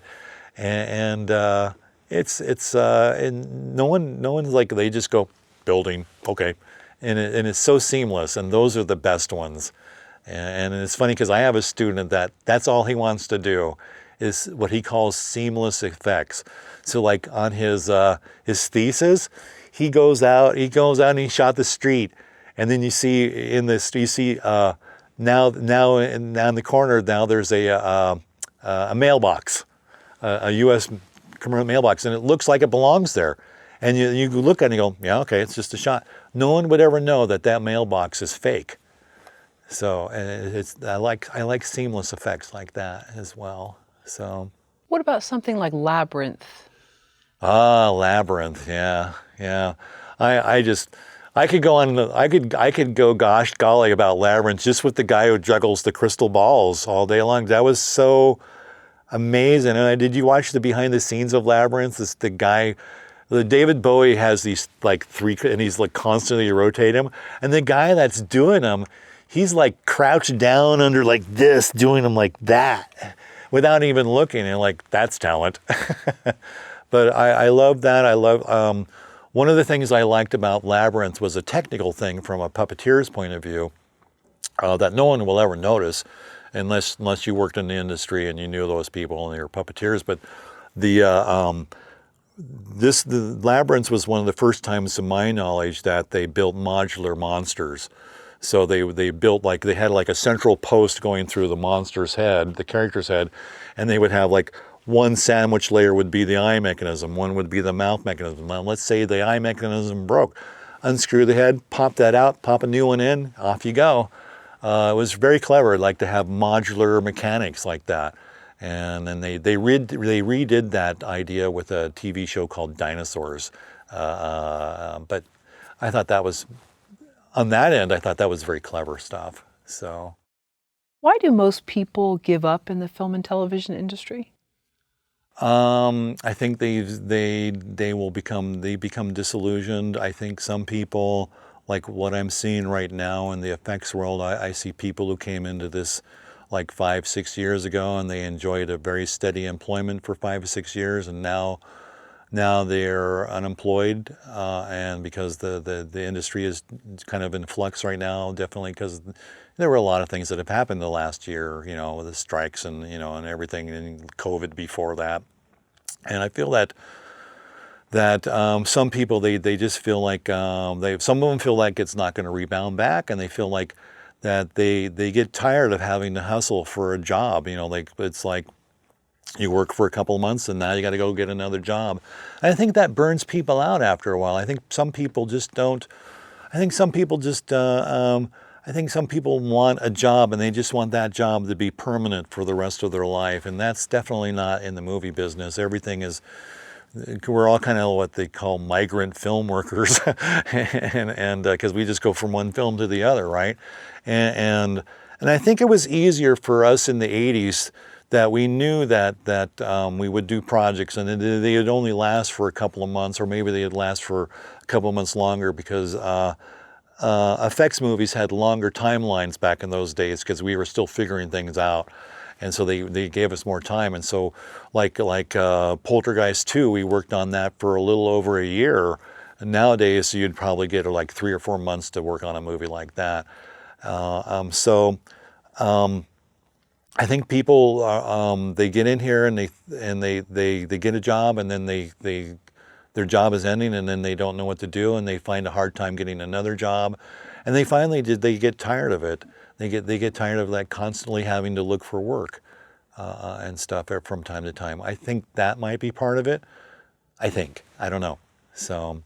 Sure, and then there's some people who they like a new environment every few months, and, Yeah. they feel stifled if they stay in the same place. Yeah, So that's true. then maybe that's, because sometimes you don't know how something's going to be, just like we talked Yeah. about waiting around on set. It's Yeah. such an eye-opener if you've never been on set before, that you don't realize how much downtime there is. So then you think, wow, this seems so cool, but I don't know if this part of filmmaking is for me. I like to do Yeah, something where I'm yeah. constantly moving or engaging my brain. I remember this time where I'd go and work on all these movie sets, but you would just wait for hours and wait and wait and wait, and then they would finally get to you, and you'd flurry of action, and you wait again.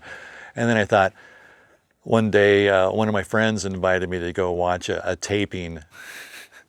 And so I went, and it was like sitting at work and having nothing to do for 8 hours. Like, I'm just sitting here doing nothing. and it was horrible sitting through it. Like, wow, I'm on a TV show and I have nothing to do. Why am I here? So it was weird. How does a filmmaker follow their passion but keep a healthy dose of realism? Wow. Okay. Well, I think healthy dose of realism. I think it's important to first off, I think it's important to stay up on current events and know what's going on in the world, because that can inform your filmmaking. And if you look historically at films that have been made over the years, they all reflect the geopolitical times and turmoil or whatever that is going on during that time in the world. And I don't think that has changed at all. We all come here with these big plans and Yeah. stars in our eyes, but life shows us we're better in some parts of Yeah. creativity than others. I don't. For me, and people accuse me of this all the time. I don't take things too seriously. I don't see the point. I think we should just have fun in life, and if something negative happens, okay, your job is going to end. Okay, well, we had a great time, and of course the job is not going to last forever. And so then the excitement goes for the chase for the next job, I guess. But to me, it's just, make sure you have fun while you're doing it, I guess. So. And I love that. What if it's someone's critiqued their work and maybe they're not in a place to be critiquing, but this will happen in any creative, peers will say something. How do we keep it light in that situation? In terms of the critique or accepting the critique? Accepting the critique and maybe listening or not listening to it. I would listen to all the critiques, but I would take it, the critiques, and then I would weigh them against my own values and see does that critique ring true to me. And if it does ring true, and if it's a negative critique, then I will probably go out and ask some other people, hey, what do you think of this? And what do you think? And get a little bit of a sounding about it. I think that constructive criticism is good, and negative criticism is obviously not good. And of course, that's kind of a goofy statement. But it's like I don't see where we're dragging someone, like by pointing out what's wrong with their work and saying this is horrible and this sucks and that sucks and you could be better. Instead of doing that, your approach should be like, I like what you're doing, but hey, what if we went in this direction with this? And what if maybe we could plus this? And what do you think about this? And just, and not, you don't do things in terms of like a I versus them way. It's more of, it's like a, hey, let's work on this together, and how can we collaborate together and get something better than what we're doing individually. And hopefully that works out. But also, you know, this is a town where there's different reasons for people saying different things, and to learn how to take in the good, and then with some of the bad, there's an art to filtering it, and none of us have probably mastered it, but you know. Yeah, and I was really bad in the early days. So someone would criticize or critique my work, I would get real personal with it, and it took a long time for me to divest myself from that and go, no, it's a project I'm working on. It's not me. And you know, and although it is your creation, it is your baby, that still, you know, you can always improve things, and it's always good to listen to what other people say. If one person tells you something, that's something, right? If two people tell you the same thing, maybe it's time to start listening. If they're telling you the same thing. But sometimes it can hit you in the face. Like one time I made this short film just because I wanted to do this cool effect. So I wrote a really bad story around this short film. And then I showed it to my friends at Disney, and the first reaction was, why did you make this story? Because there really wasn't a story. It was just a shot for an effect. And I was like all bummed out because I thought it was a cool little story for a second. Then I realized, no, this guy's right. There is no point in this, and it's not really a story. It's just a shot for an effect. And I tried to wrap a little story around it, but realizing that he was correct later. But you, I don't know. You just have to. You can't take things too personally, and you want things to be the best that they can. So you want to take into people's criticism and listen to it. And if it rings true, and if it rings true to you, yeah, go for it. If it doesn't, put it on the shelf and maybe think about it, or maybe you know, or get a second opinion, or maybe you decide that the direction you want to go is not in that direction. So. When did you transition here to NYFA? 10 years ago, actually. It was 10 years ago this in October. And I had been doing, I had just finished working up for DreamWorks and doing some previs work downtown on a movie called Total Recall. And I was looking for some stuff to do. And I always thought when I would get into my 60s, I would like to go teach and stuff. But there wasn't anything happening, and I saw this job opening on Indeed for here, and it was animation. So I applied for it, and I didn't immediately get it. I was what you do is you do a mock class here, right? And so I came here and I did my mock class, and it was so far advanced that everybody was looking at it. Then like, oh, this guy's too advanced. This is like PhD level stuff. But fortunately, one person said, no, this is great. This is like BFA stuff, 8th semester. They took a chance and they hired me. And so I came here, and then in the beginning of our program, we had a 1-year certificate and we had a BFA program. And after working here for about 2 years, they asked me if I would be the chair of the program, and so I became the chair 8 years ago. The first thing I wanted to do was just to really get in some really great professionals to teach our classes. So, and that put me in a really great position because I'd worked with everybody in the industry. So I can go get the guy who is the visual effects supervisor on Deadpool, and he can come and be my modeling instructor, which is Bruce Buckley, by the way. And I can go get people like Jim Hillen, who did the ballroom scene in Beauty and the Beast, and he can come here and teach visual effects. So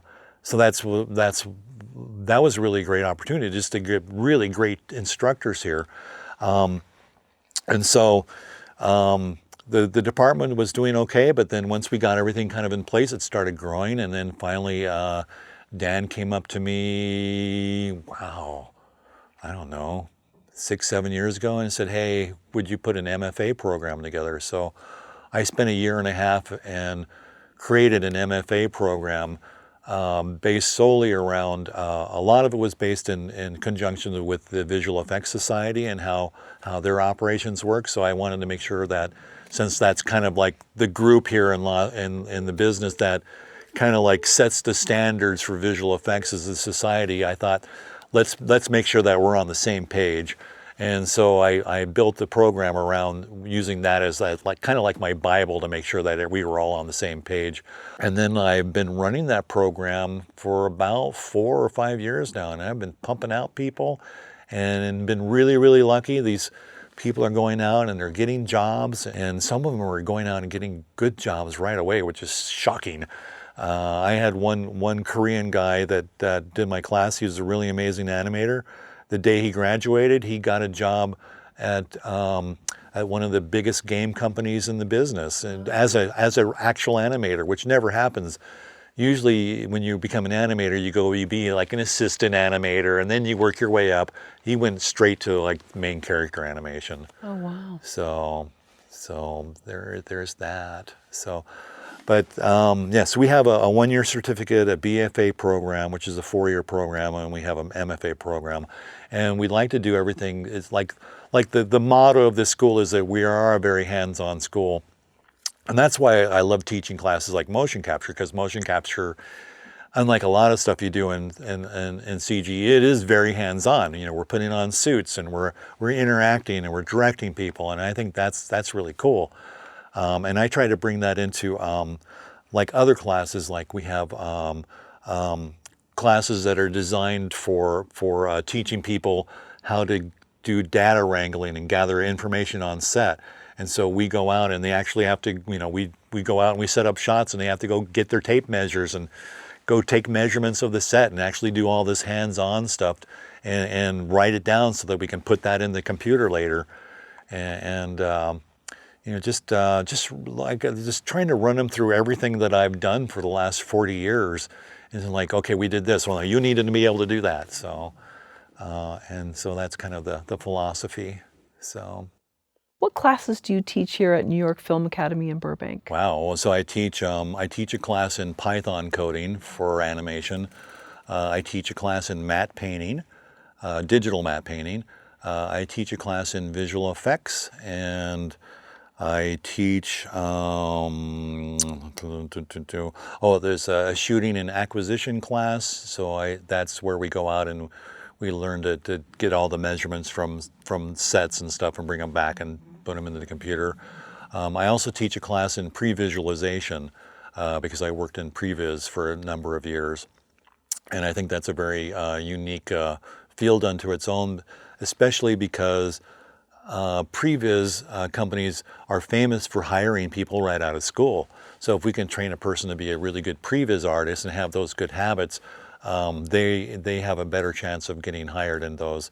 And I've had several students that just walked right from here right into previs companies, including ones like the Third Floor, which is like one of the biggest previs companies around. And so that's been a really great experience. So. And in terms of, like, let's say the Python coding class, what's the prerequisite for something like that? Prerequisites for that one is they had that's like a fourth semester class, so they will need to learn. My Python coding is based around Autodesk Maya and creating tools for animators inside Maya. So they need to have a good solid working knowledge of Maya, which by the time they get to my Python class, their previous classes will give them a solid foundation and all of that. I'm curious, what's your most popular classes here at New York Film Academy? Well, it's weird because they're all basically mandatory required classes, so they all have to take these classes. But I think one of my students, their favorite classes that they take is absolutely motion capture. I think they enjoy getting out of their desk finally and away from the computers and having to work with people. And it's a little intimidating at first. Like, you should have seen these people at the beginning of the semester putting the suits on each other. It was like, ah, and then you saw them the day, it's like, they're gonna get that suit on you. And so they broke through that barrier. And so that's a good class. Some of my classes, my shooting and acquisition class, because we get to go out and shoot stuff and we have to do hands-on stuff, they like that. My visual effects class, they like it because what I do is like, I don't go out and say, hey, we're going to go learn about these particles today. And we're going to go, hey, we're going to learn about these particles today, and we're going to use them to create a school of fish, and then we're going to use them to create a flock of bats and see how different that school of fish is from those bats. And then suddenly they're looking at their bats flying around their screen and they're like, wow, this is cool because they look like bats and they act like bats. And I'm like, look, we changed some weird things called turbulence and all of a sudden they're acting even more like bats. And they're like, that is so cool. So it's a good cause and effect type of thing going on there. And so I try to use practical examples for everything that gets fed into. There's this really, really elaborate tutorial that I teach. It's about hair simulation, right? But instead of using to create hair, we use it to create jellyfish with tentacles. And they go like, whoa, so much better than just making hair. And they get all these other things. So that's really fun to see them like you go through, like I call them my recipes, and I have this big book of recipes, and I'll give them the recipes, like here's a recipe for a cloud, and we'll go through like the 6 steps. But now we have to go make that cloud a cloud. I mean, we set up a cloud, but we have to go make it look like a cloud now. And so you'll like doing the first step, and like second step, third step, and then 6th step, when all of a sudden it turns into a cloud. They're like, oh, we have a cloud. And then like, can you make it a cumulus nimbus? Let me see. Oh, I can. And all of a sudden they get excited because they're in that creative mode again. So that's always fun. Do you ever see Craig in your class? Like, I know that student. That was me. And this is how the world will surprise them. Yeah, I do see that. And other people are pointing it out right now in a current class. Everybody is going out of their way. You guys met Justin today. Everybody is saying, Justin is like you. Justin is like a miniature Craig. And when I look back at the way I was when I was in my 20s, I was like Justin quite a bit. He's this super optimistic, can-do kid that he just, like there's no stopping people like oh, that's too hard to do. Like, oh, well, let's go figure out how we can do it. And that's a really great attitude to have, and that's really worked well for him, I think. But people are pointing it out. Oh, okay. But I've noticed it too. Yeah, he's got this super enthusiastic passion about his work that you don't see in a lot of people. And I know I had that same passion when I was his age, and I can see that in him. So yeah. And how do we protect that passion? How do we protect that passion? Because life will come at us in different ways. Yeah, I think that you just don't take life too seriously when that happens. When people throw something bad at you, learn from that experience, but don't let it rule your life. So stay passionate and yeah, love problem solving. Have fun with what you're doing. And when you stop having fun, it's time to go home. so go have fun. And in terms of teaching on education, my philosophy is I use the Walt Disney phrase to say how I teach, and that is like Walt Disney once said about the documentaries he was making. He said, I would rather entertain people and hope that they learn something than try to educate them and have them learn nothing at all. So I think having a light, fun, optimistic classroom atmosphere is very conducive to learning. And I think that there have been studies like at Oxford and Cambridge about open mind, closed mind that absolutely validates that. When we are little kids and we're playing, our minds are in an open state, so we're inputting stuff and we're taking in new experiences. But then when we have to go write that term paper, we close our minds and we use the knowledge that we have to create that existing thing. And we need to be able to do exercises where we can freely open and close our minds. And that's something that adults don't get as much as kids do. We need to start going out and playing and having that open mind. And that's what I try to invest in my students. Let's go play with this. It's like I'll have we'll do here's okay, like we're gonna do a cloud inside this. We're gonna do clouds, right? So I get out this, here's my recipe for clouds, right? We'll do this, this, and this, and this, okay? And that will make us a basic cloud. Now let's play with this recipe. What if we add more of this element to it? What does that do to the cloud? And I just go play, go stick in numbers, and because they're not gonna get it by just like looking at it and going, I wonder what will happen if I change this value to 6. No, just go play with it and do crazy things. Instead of putting 6 in it, put 600 in it and see what it does.